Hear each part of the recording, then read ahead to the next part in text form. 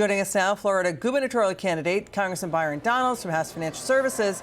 Congressman, it's always a pleasure to see you again. What do you make of this? Does the Fed know what's doing with inflation? I mean, Powell keeps bringing up forecasts that are not happening yet about the Trump tariffs, and the Fed can't fix that anyway by raising rates. That's a Fed-engineered economic slowdown. Well, look, first of all, I do think the Fed does need to cut their headline rate. They should have done that already.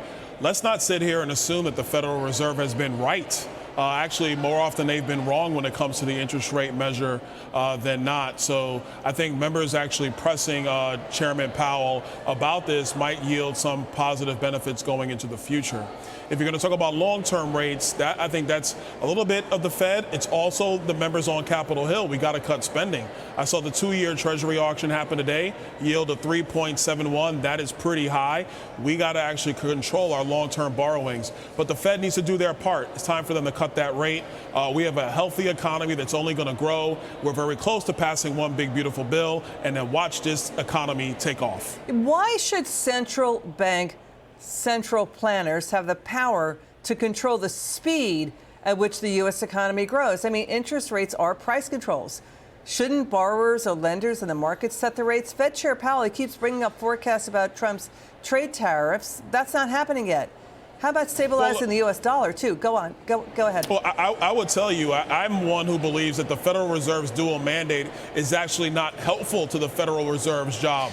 One of the reasons why I proposed legislation with Chairman French Hill to get rid of the dual mandate and going to one mandate of price stability. That should be the only thing that the Federal Reserve is concerned about. If you're talking about rate policy, that needs to be a free-floating rate set by the marketplace. That, in my view, is what we should be doing going into the future.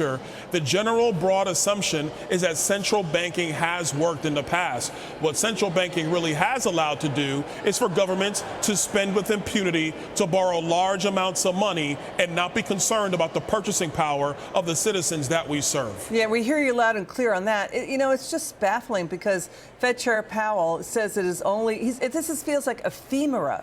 It's ephemeral and amorphous. It's only appropriate to cut interest rates later this year because some forecasts say inflation is going to go up. Do you see what I'm saying? It just feels really subjective. Inflation is trending down, so why not cut rates? Go ahead, Congressman. Final word. No, I agree. And you can cut the rates now. And the Federal Reserve has the flexibility. If you see an uptick in inflation, and I will add you're not, but if you see one, you can make an adjustment on the fly. The Federal Reserve has that flexibility in order to do so.